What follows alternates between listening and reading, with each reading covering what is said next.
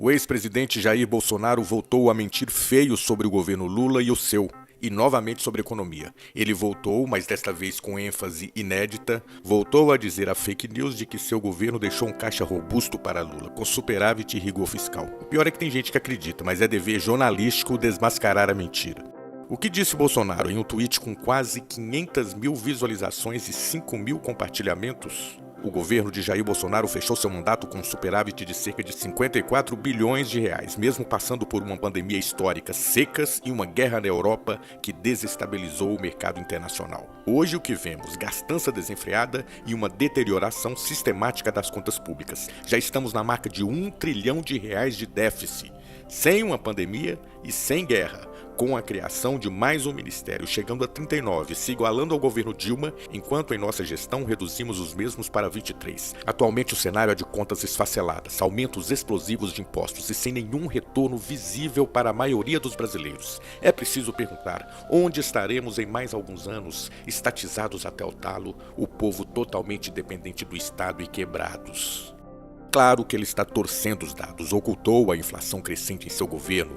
Quem se lembra, aliás, da gasolina a quase R$10? O desemprego também nas alturas, a história de redução de ministérios para economizar é demagogia ideológica. E a maior parte do arroxo fiscal de Paulo Guedes, que a Faria Lima acha que é coisa boa, se deu à custa de congelamento da merenda escolar nos 4 anos do governo, no congelamento do salário mínimo em relação às perdas inflacionárias, ou à custa da não correção da tabela do imposto de renda. Uma promessa que Bolsonaro descumpriu olimpicamente e Lula já começa a cumprir desde seu primeiro ano de terceiro mandato na presidência.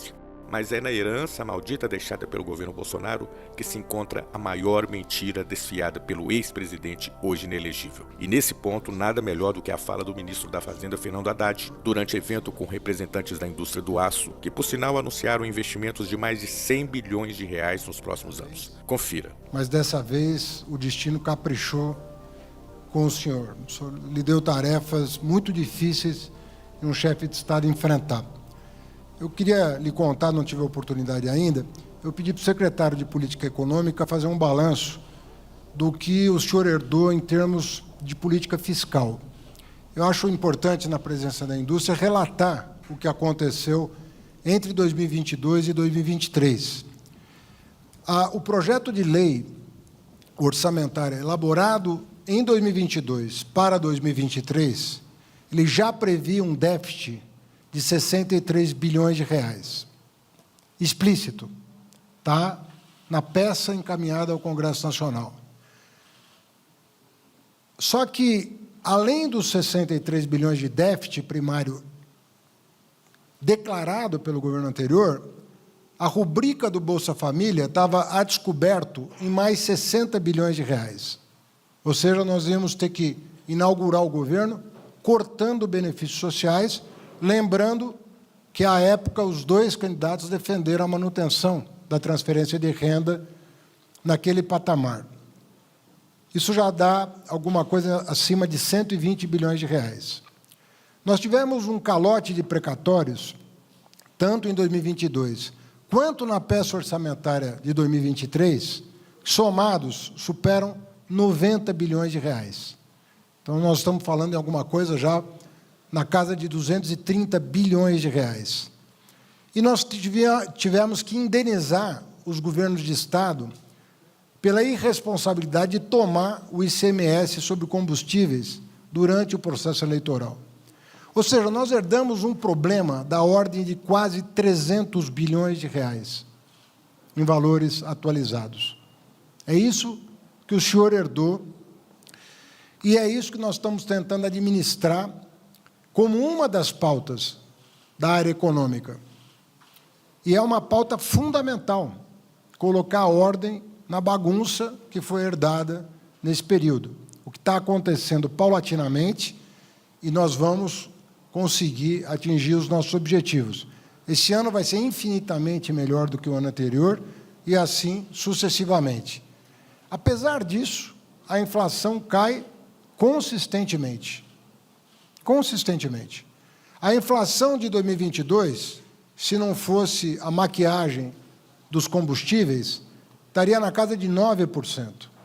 A inflação esse ano será abaixo de 4%, próximo da meta estabelecida pelo próprio governo.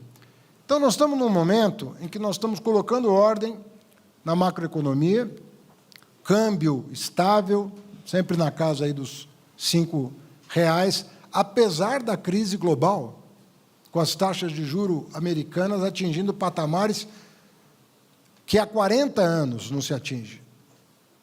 Uma taxa de juros em dólar na casa de 5,25%, 5,5%, vocês sabem o que isso significa para todo mundo, e não é diferente para o Brasil. E, apesar disso, nós estamos conduzindo a política macroeconômica de maneira responsável e tomando uma série de outras medidas macro e microeconômicas para alavancar o crescimento que ninguém mais imaginava pudesse superar 1,5%. Vocês ouviram, durante 10 anos, que o PIB potencial do Brasil era de 1,5% de crescimento.